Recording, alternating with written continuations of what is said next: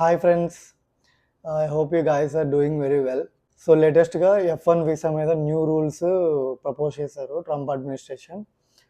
అవి just proposal మాత్రమే, ఇంకా ఫైనల్ రూల్ అయితే కాదు. ఎందుకంటే డిహెచ్ఎస్ అంటే department of homeland security first public comments అన్నిటిని టైం ఇచ్చింది. ఈ టైంలోపు ఏమైనా కమెంట్స్ ఉంటే పెట్టమని. ఆ టైం తర్వాత కొంత టైం తీసుకొని రివ్యూ చేసి ఫైనల్ రూల్ తీసుకోవాలా వద్దా అనేది, ఫైనల్ రూల్ చేయాలా వద్దా అనేది తర్వాత డెసిషన్ తీసుకుంటారు. ప్రెసెంట్ రూల్స్లో ఏమున్నాయి అనేది మనం డిస్కస్ చేద్దాం క్లియర్గా. పిన్ టు పిన్ నేను మొత్తం ఎక్స్ప్లెయిన్ చేస్తాను, వీడియో చివరి వరకు చూడండి.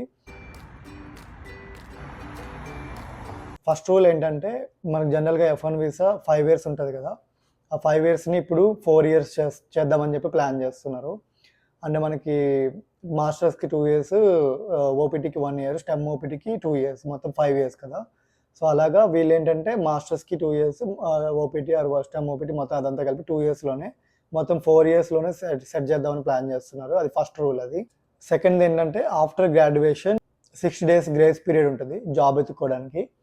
సపోజ్ ఇప్పుడు మనకి December 20కి ఇలా అయిందనుకోండి, January 20, February 20 వరకు మనము అంటే February 20 లోపు ఓపీటీ అప్లై చేయాలి.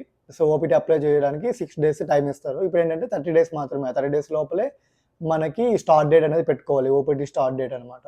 సో ఆ రూల్ ఇప్పుడు వీళ్ళు ప్రపోజ్ చేశారు. నెక్స్ట్ ఏంటంటే డే 1 సిపిటి, అంటే మనకి జనరల్గా మాస్టర్స్ అయిపోయిన తర్వాత OPT, stem OPT 3 years time ఉంటుంది కదా. ఈ 3 years టైం తర్వాత కూడా, టైంలోపు కూడా మనకి ఏం జాబ్ రాకపోయినా, ఇంకేదైనా ప్రాబ్లమ్స్ వల్ల చాలా మంది సెకండ్ మాస్టర్స్ చేస్తారు. అదేంటంటే డే 1 సిపిటి, అంటే ఫస్ట్ రోజు నుంచే మనము సిపిటి అంటే ఏదైనా ఇంటర్న్షిప్ లాంటివి ఏమైనా చేసుకోవడానికి అవకాశం వస్తుంది, అలాంటి ప్రోగ్రామ్స్, అలాంటి కాలేజెస్.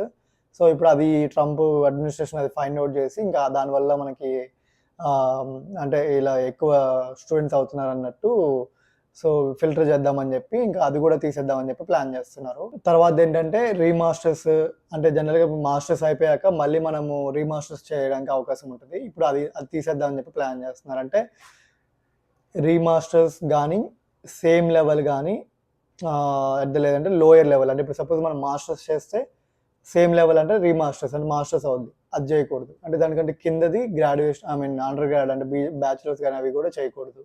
సో ఏదర్ హైయెస్ట్ది చేయాలి, అంటే లైక్ పిహెచ్డి లాంటిది.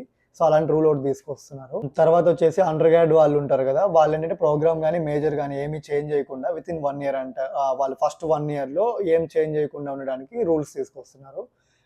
తర్వాత 1 year తర్వాత ఏమైనా చేయొచ్చు, కానీ వితిన్ ఫస్ట్ 1 yearలో వాళ్ళు ఏదైతే ప్రోగ్రామ్ తీసుకున్నారో, మాస్టర్స్ అండర్ గ్రాడ్ ఏదైనా ప్రోగ్రామ్, దానికే స్టిక్ అయి ఉండాలని చెప్పి ప్లాన్ చేస్తున్నారు. స్టిల్ అంటే జనరల్గా ఇప్పుడు ఏంటంటే మాస్టర్స్ అయిపోయినాక కానీ, మాస్టర్స్ అయిపోయినాక జాబ్ ఏం రాకపోయినా వితిన్ 3 yearsలో పిహెచ్డి చేసుకునేందుకు అవకాశం ఉంటుంది. అది హయ్యర్ లెవెల్ కాబట్టి స్టిల్ అది కూడా చేయొచ్చు ఈ సిచ్యువేషన్స్లో. అంటే ఏం వర్కౌట్ కాకపోతే ప్యానిక్ కావాల్సిన అవసరం అయితే లేదు, ఎందుకంటే ఇవి జస్ట్ ప్రపోజల్స్ మాత్రమే. ఫైనల్ రూల్ అవ్వడానికి చాలా టైం ఉంది, అవుతుందో లేదని గ్యారంటీ కూడా లేదు. ఏమన్నా కమెంట్స్ వచ్చి ఎవరైనా నెగిటివ్గా చేసినా సరే, ఎవరైనా అపోజ్ చేసినా, ఏమన్నా ఫీడ్బ్యాక్ ఇచ్చినా సరే, అది రివ్యూ చేసే అవకాశం ఉంటుంది. ఆ రివ్యూ చేసినప్పుడు ఇది 100% ఇది ఫైనల్ రూల్ అయ్యే అవకాశం అయితే ఉండదు. చెప్పలేం, డిపెండ్, అంటే అవ్వచ్చు అవ్వకపోవచ్చు. సో ఇన్ని రూల్స్ ఇలా ఉన్నప్పటికీ కూడా పెద్ద మేజర్ చేంజెస్ అయితే ఏం లేవు. జనరల్గా 1 year 5 years ఉన్నది 4 years చేస్తున్నారు, అంతే. ఒక 1 year ఎఫెక్ట్ అవుతుంది. సో స్టిల్ ఆ ఓపీటీ, అంటే మాస్టర్స్ అయిపోయాక 30 days గ్రేస్ పీరియడ్లో మనం ఓపీటీ అప్లై చేయాలి. ఆ 30 days ఉంటుంది. దాని తర్వాత ఓపీటీలో జనరల్గా 90 days అంటారు, కానీ 90 days కాదు, 150 days అనమాట, స్టెమ్కి ఓపీటీకి కలిపి. సపోజ్ అంటే మనం జనరల్గా అన్ని రోజులు అలాగే యూజ్ చేసుకుంటే మళ్ళీ స్టెమ్కి మళ్ళీ ఏమైనా జాబ్ పోయినా రిస్క్ అవుతుందని చెప్పి 90 days అని చెప్పి అంటూ ఉంటారు. జనరల్గా ఓపీటీలో 120 days, మిగిలిన 30 days స్టెమ్కి అలా పెడుతుంటారు. 120 days అంటే నువ్వు 120 days అనేది ఎగ్జిట్ అయిపోయావు అంటే 121st day నీకు అన్ఎంప్లాయిడ్గా ఉన్నావు అంటే మాత్రం you are not eligible for STEM అనమాట. అందుకు ఆ రిస్క్ వద్దని చెప్పి 90 days పెట్టుకుంటారు. వితిన్ 90 days లోపే జాబ్ తెచ్చుకుంటారు చాలామంది. సంథింగ్ ఏదైనా కన్సల్టెన్సీ జాయిన్ అయ్యి అక్కడ కూడా జాబ్ తెచ్చుకునే వాళ్ళు ఉంటారు. సో అలా అనమాట. సో కానీ స్టిల్ ఓపీటీలో పెయిడ్ ఎంప్లాయ్మెంటే ఉండాల్సిన అవసరం లేదు. ఏదైనా ట్రైనింగ్ కానీ అన్పెయిడ్ వర్క్ అయినా కానీ రిలేటెడ్ టు యువర్ మాస్టర్స్ అనేది ఉండాలి. అది ఓపీటీ 1 year వరకు మీరు లీగల్గా ఉండడానికి హెల్ప్ అవుతుంది అనమాట. ఆఫ్టర్ 1 year మీరు స్టెమ్కి ఎలిజిబుల్ అవ్వాలంటే ఖచ్చితంగా మీరు పెయిడ్ ఎంప్లాయ్మెంట్ అనేది చేయాలి. అంటే ఎంప్లాయర్ పెయిడ్, అంటే మీకు పే చేయాలి. అలా అయితేనే మీరు ఎలిజిబుల్ అవుతారు. అండ్ దట్ టు చాలామంది ఈ వెరిఫైడ్ కాకుండా అప్రోచ్ అయ్యి మోసపోతుంటారు. మా ఫ్రెండ్స్‌లో చాలామంది ఉన్నారు.